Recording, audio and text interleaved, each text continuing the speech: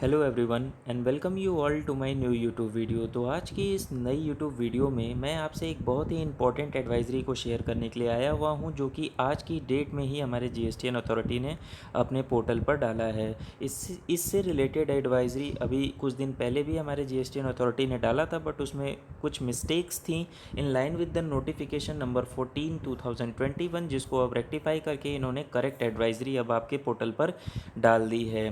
तो आइए मैं समझा देता हूँ कि आपको ये क्या एडवाइजरी है और आपको क्या करना है इसमें।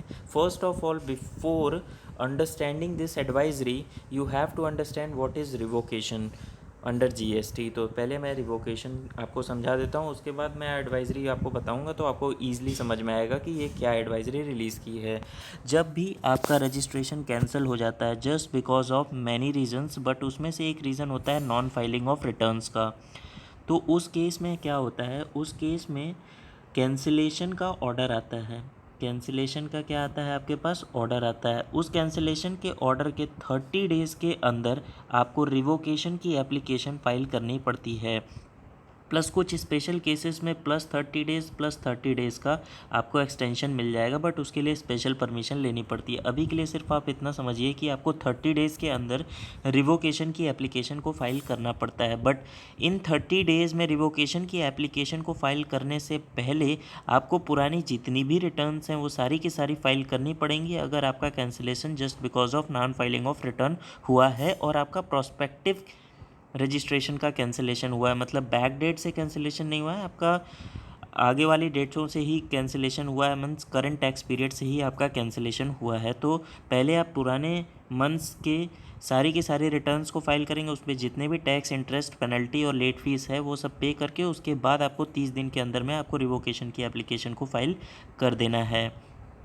ओके, तो ये जो 30 डेज़ का जो टाइम लिमिट है ना, ये अगर आपका इस पर्टिकुलर पीरियड में पड़ता है 15 अप्रैल 2021 से 30 मई 2021 तक, अगर इस पर्टिकुलर पीरियड में अगर आपका पड़ता है, सपोज़ फॉर एग्ज़ाम्पल आपका पीरियड पड़ रहा है 20 अप्रैल 2021 को, आपकी लास्ट डेट थी रिवोकेशन की एप्लीकेशन फ़ाइल करने के लिए, तो उसको आप कब तक फ़ाइल कर सकते हो, उसको आप फाइल कर सकते हो 31 मई 2021।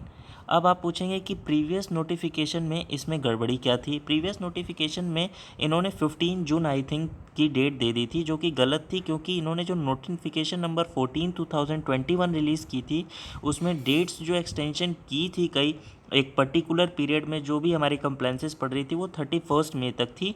उसी लाइन पर रिवोकेशन को भी लास्ट डेट क्या रखी है इन्होंने, 31 में, अगर वो इस पर्टिकुलर पीरियड में आपके फॉल करती है तो। और रिवोकेशन में मैं आपको एक चीज़ और बता दूं कि आपका रेट्रोस्पेक्टिव भी कैंसिलेशन हो जाता है, तो उस केस में आपको रेट्रोस्पेक्टिव में आप रिटर्न तो फाइल कर नहीं सकते just because your registration is inactive. उसमें आपको पहले रिवोकेशन की application with in 30 days file करनी पड़ेगी, उसके बाद आप अपनी सारी ड्यू कंप्लाइंसेस करके चलेंगे। तो वापस से मैं आपको उस एडवाइजरी पर लेकर आता हूँ। अब आप एडवाइजरी पढ़ेंगे तो आपको ईजिली समझ में आएगा that in view of the notification number 14/2021, the time limit for filing the application for revocation of cancellation has been extended for those applicants for whom the due date to file the same falls between 15th April to 30th May 2021. Now they can file the said application till 31st May 2021. Hope आपको ये advisory समझ में आ गई होगी, और अगर आ गई है तो इस वीडियो पर एक लाइक आपका ज़रूर बनता है, और इस वीडियो को जितना ज़्यादा से ज़्यादा शेयर कर सकते हैं शेयर भी कर दीजिएगा। तो मिलते हैं अपने नेक्स्ट वीडियो में इसी तरीके के रिलेवेंट अपडेट्स इन्फॉर्मेशन के साथ। अभी के लिए फ़िलहाल bye bye, and one necessary thing, stay home and stay safe.